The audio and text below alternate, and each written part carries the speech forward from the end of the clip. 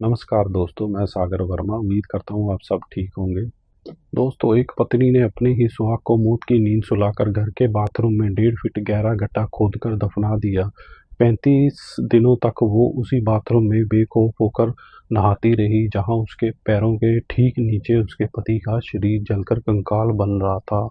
उस गड्ढे को पक्का करने और सबूत मिटाने के लिए उस एक राजमिस्त्री की ज़रूरत थी। इसके लिए उसने चुना मिस्त्री रवि कुमार को, जो पहले उसके पड़ोस में एक मकान की दूसरी मंजिल बनाकर गया हुआ था, और रूबी ने वहीं से उसका नंबर कहीं से जुगाड़ किया और नंबर ले लिया उस मिस्त्री का।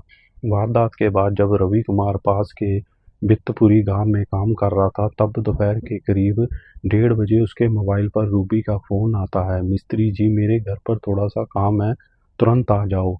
रवि ने कहा वो काम देखकर कल कर देगा। जब अगले दिन शाम को मिस्त्री रवि कुमार काम करने के लिए रूबी के घर पहुंचता है, तो घर के अंदर का नज़ारा देखकर उसकी आंखें फटी की फटी रह जाती हैं।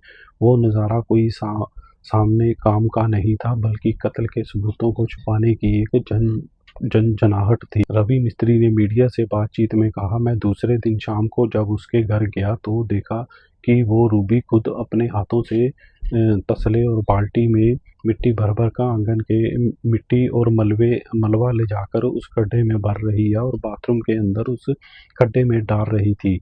मैं ये देखकर हैरान रह गया। मैंने उससे कहा कि तुम ये क्या कर रही हो? तुम डायरेक्ट 200-300 रुपए देकर कोई मजदूर क्यों नहीं लगवा लेती? इस पर रूबी घबरा गई और बोली, नहीं नहीं, लेबर क्या करेंगे, तुम बस अभी मसाला बनाकर इसे पक्का कर दो। मैंने कहा, मैं पूरे दिन का थका हारा हूँ, अब शाम को काम नहीं कर पाऊंगा, मैं कल सुबह आ जाऊंगा। उस वक्त मिस्त्री को रत्ती भर भी अंदाजा नहीं था कि जिस 4 बाई 6 के छोटे से बाथरूम में गड्ढे में वो महिला अपने हाथों से मलबा ठूस रही थी, उसके ठीक नीचे उसके पति सुरेंद्र शर्मा की लाश दबी पड़ी थी। अगले दिन सुबह जब मिस्त्री रवि कुमार दोबारा काम करने पहुंचा, तो रूबी ने कत्ल के उस राज को हमेशा के लिए दफन करने की पूरी तैयारी कर रखी थी।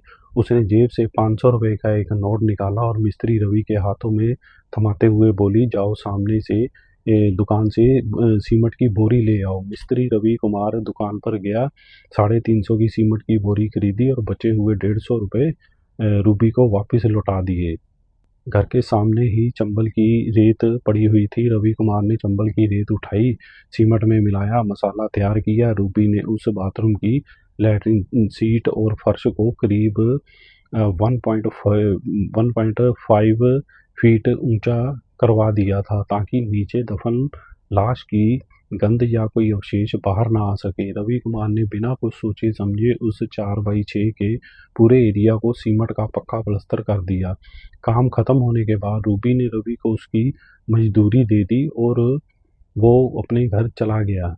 पूरे 45 दिनों तक वो रोज सुबह उठती, उसी बाथरूम में जाती, उसी टाइल्स वाले फर्श पर पैर रखकर खड़ी होती और अपने शरीर पर पानी डालती, जहाँ ठीक नीचे उसके पति का जिस्म गलकर कंकाल बन रहा था। दोस्तों, इतना ही नहीं, रूबी ने पुलिस की आंखों में धूल झोंकने के लिए बकायदा अजय अजय देवगन की फिल्म का दृश्यम का तरीका अपनाया था। वो खुद थाने जाकर पति की गुमशुदगी की रिपोर्ट लिखवाती है, पुलिस के साथ सीसीटीवी फुटेज देखने जाती है, और जब भी कोई सुराग नाम लेता तो छाती पीट कर रोने लगती, उसका पति का कोई नाम लेता तो।